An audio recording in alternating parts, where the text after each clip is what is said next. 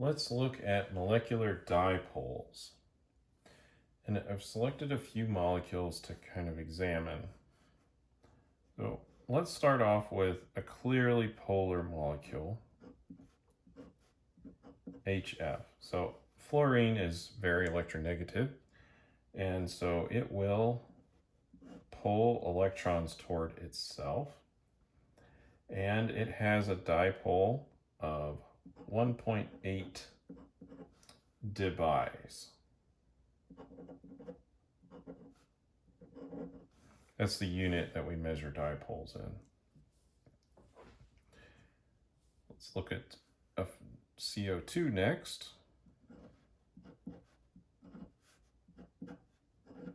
So we have polar bonds, and we have polar bonds here, but in the HF, we have polar bonds in the carbon and oxygens, but they're in the exact opposite directions of each other. It's a symmetrical molecule, and so the oxygen will pull electrons towards it, and the other oxygen will pull electrons towards it, and it's symmetrical. And so you have a cancellation of the molecular dipole. So this is a polar bond, but overall the molecule's nonpolar. So it has 0 Dipole because this cancels out. Another common example for this would be water. This is not going to cancel out because of the angles that things are in. So the hydrogens are a little bit more positive, and so each of these bonds are polar, facing towards the oxygen, and so the net dipole is going straight through the oxygen, kind of like that. And this also has a 1.8 Dipole dipole. Now let's look at kind of a family of compounds here. And that is our carbon with varying amounts of chlorine on it. So if we have carbon tetrachloride,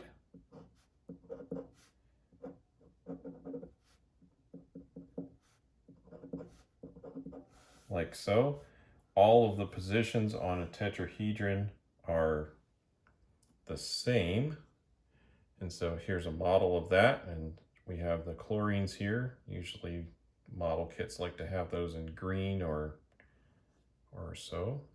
Anyway, all of these bonds are polar, and they pull from the carbon towards the chlorine, but they all cancel out. So it has a 0 dipole, so it's nonpolar. And this is a great solvent. It's not used as often now due to the health effects of it, but it's nonpolar and it likes to dissolve quite a few things. Then we can move to 3 chlorines and 1 hydrogen, which is called chloroform, another name for it. So there's our hydrogen. And the chlorines are all going to pull in this direction, and the hydrogen is going to contribute because it has a little bit lower electronegativity than the carbon. I'm going to see if I can find that model. Here it is. So now there's an imbalance, right?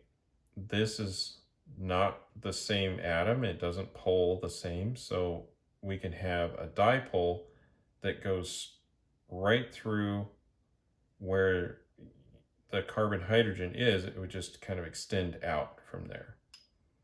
And so the dipole is like here, but centered. I'm just drawing it off center a little bit just so I don't crowd up my drawing here. And this has a 1.15 dipole.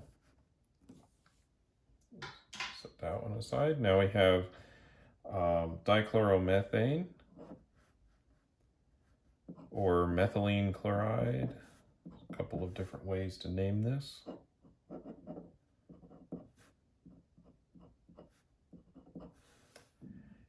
And this is polar.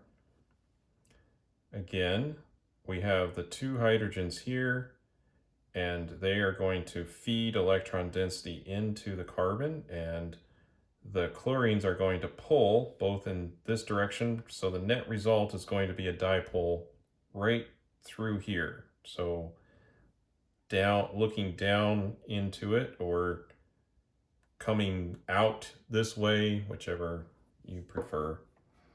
And this is 2.1 dpi. Now, just to be careful here, let's just say that we drew this in a different way.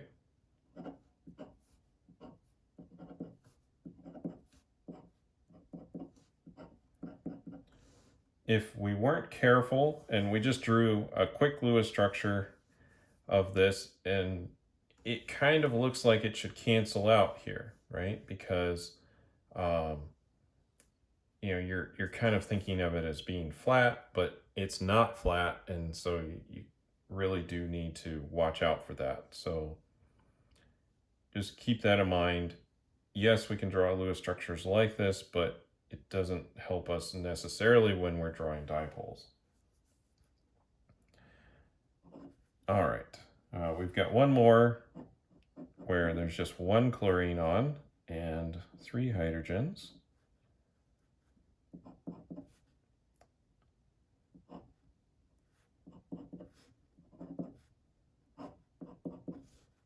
And this has a 2.3 dipole. And here is the structure. And in this case, we're going to be pulling towards the chlorine. So there will be a dipole moment like this. I guess I can draw it on this one as well, like that.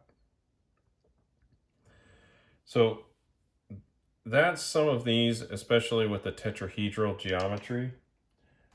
Let's look at just a few more examples that are indeed flat, just because they're including these arene rings here. And we'll look at the dipole for these.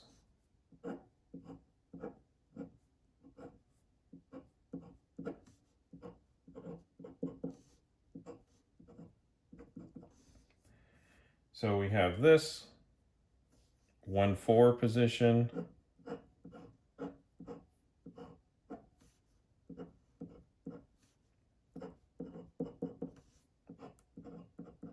one 3 position, and drop down here a little bit.